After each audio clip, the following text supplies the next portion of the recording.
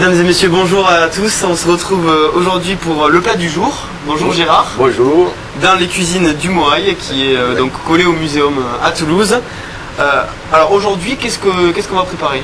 Alors aujourd'hui, on va préparer un plat un petit peu exotique. On va essayer d'amener un petit peu de soleil à une époque où il ne fait pas toujours très beau. Oui. Je pense qu'avoir un petit plat exotique, c'est agréable. On va faire une pastilla de volaille aux épices douces.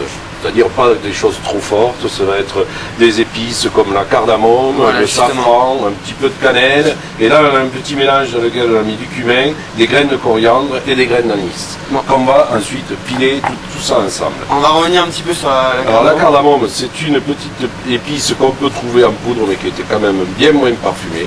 Donc à l'intérieur, vous avez une petite graine, c'est une coque. Alors il en existe 3 variétés, blanche, noire ou verte. Là on est sur de la cardamome verte qui est plus parfumée, qui est plus fraîche en parfum. C'est des produits qui viennent des Indes pour la plupart du temps, mais il peut y en avoir du Moyen-Orient, justement les noires ou les blanches, ça vient souvent du Moyen-Orient. Alors il n'en faut pas beaucoup, parce que c'est un parfum qui est très, très puissant, c'est très concentré, moi j'appelle ça le Big Bang des épices, parce qu'une fois qu'on l'éclate, c'est 1000 saveurs, c'est mentholé, c'est anisé, c'est citronné, c'est une épice vraiment extraordinaire. Voilà. Donc on trouve un peu partout. On trouve maintenant dans le commerce toutes les épiceries, c'est même pas de luxe, des bonnes épiceries qui travaillent de l'épice de partout, que ce soit épicerie asiatique, épicerie nord-africaine, mais même, je pense, dans les supermarchés aujourd'hui, dans le rayon des épices, on trouve de la cardamome verte. Bon, plutôt, il vaut mieux la prendre sous cette forme-là que sous forme de poudre. Voilà, il vaut mieux la prendre sous forme-là. Bon, ça prend un peu de travail à décortiquer, mais ça vous laisse des doigts très parfumés. Donc c'est très bien. Bon. Donc là, on va y rajouter, là-dedans, on va mettre le safran, on va mettre notre cannelle. Bon, on a mis la cardamome, il y en aura assez. Et là, on va mettre donc la volaille qu'on a coupé un petit dé. Alors ça peut être des filets, mais il vaut mieux faire avec des cuisses parce qu'il y a un peu plus de gras. Donc cette volaille qu'on a mis un petit dé, on va la saler. Oui. Comme ceci. On va la poivrer. Ça quand même, c'est important. On a toujours bien assaisonné. Un petit peu de... Il faut du poivre. La cuisine, ça doit avoir du relief, en saveur. Donc on mélange tout ça très bien et on va le mettre à cuire dans une casserole. Et pendant ce temps-là, ensuite, on va préparer notre garniture qui va cuire en même temps. Ok, alors on le met à cuire donc sur le feu. Voilà. Et nous, pendant ce temps-là, avec un filet d'huile d'olive. Voilà.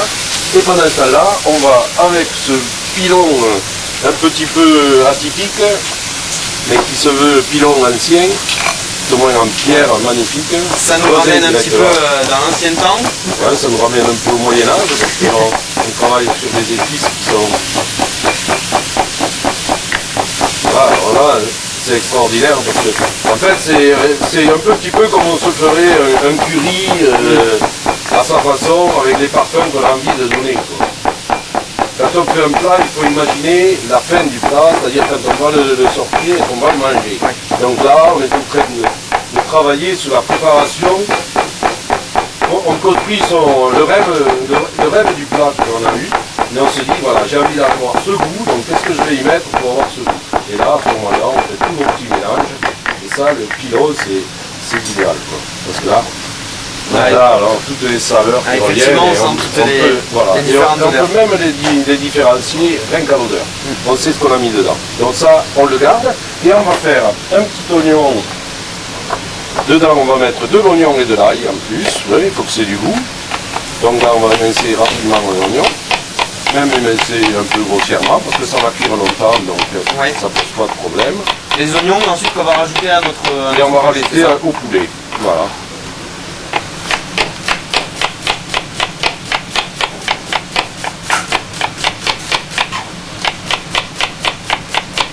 Là, on prépare aujourd'hui un plat pour une seule personne.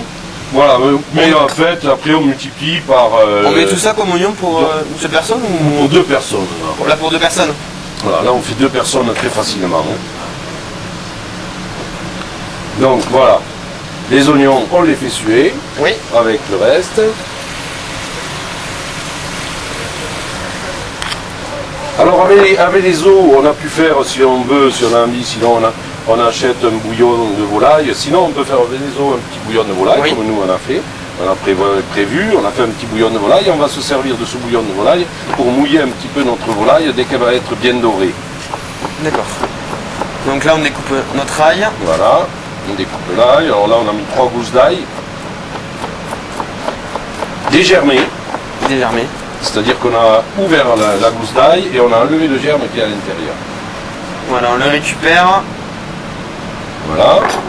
Et on va l'ajouter. On va l'ajouter. On va faire confire tout ça tout doucement.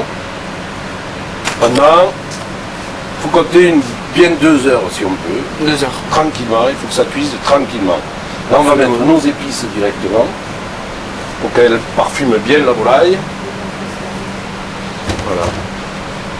Voilà. Donc là, on a notre volaille, il y a des oignons, il y a l'ail et tout ça, donc, et des épices. Donc là maintenant, on va laisser un petit couvercle dessus et on va laisser cuire 2 heures. Ok. Avec un petit peu de bouillon, qu'on va mettre, un petit peu de bouillon de volaille, et on laisse cuire comme ça 2 heures à l'étouffer. Donc le jus, la viande, tout ça va se confire avec les oignons, on va avoir beaucoup de parfum. En tout cas, on sent Ouais, mais c'est très parfumé, toutes les c'est épices. très agréable. Et en plus, ça va se prendre une couleur un peu jaune avec le safran. Que là, on n'a pas encore, mais ça va venir très rapidement, et voilà. très bien. On va le faire cuire et Et puis on va le faire cuire, et puis ensuite, on va se retrouver pour montage de la pastilla. voilà, pour terminer notre plat. Voilà. Allez, à tout à l'heure. On se retrouve après la cuisson. Et voilà. Entre temps, il y a quelque chose qu'on voit à l'image qu'on n'a pas montré tout à l'heure. Voilà. On a rajouté à mi-cuisson. Et oui, parce qu'une pastilla, il faut toujours qu'il y ait quelques fruits secs dedans. Donc, effectivement, on Nous a avons là. rajouté des amandes, des raisins et de l'abricot. Ça, c'est ce qui amène le côté très fruité, très agréable, qui compense en même temps la saveur des épices.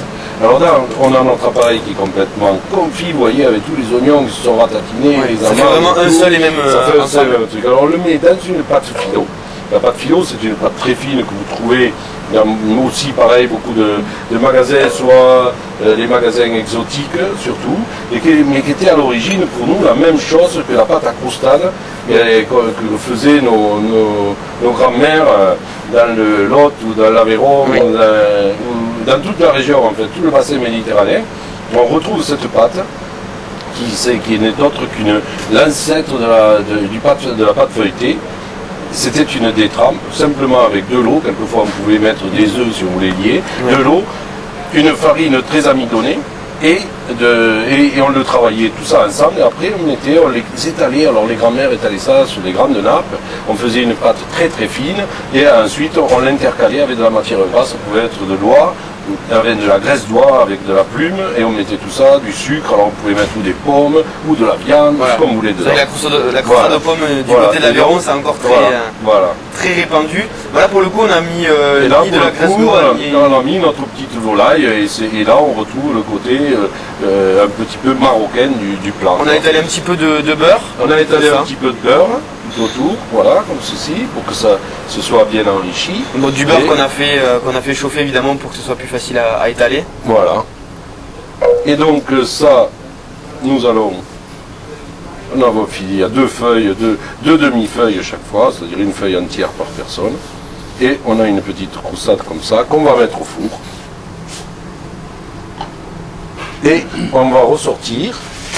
Une fois là, on en a cuit rapidement un petit peu pour Voilà, on a pris un petit pour peu d'avance. montrer tout de suite, on a mis un petit peu d'avance, on en a montré une, et le reste de l'appareil, on avait mis dans cette croustade, et voilà ce que ça donne à la sortie. Alors ça peut se manger tout à fait nature avec une salade, c'est parfait, une bonne salade d'hiver, une mâche bien parfumée à l'huile de noisette par exemple, c'est excellent.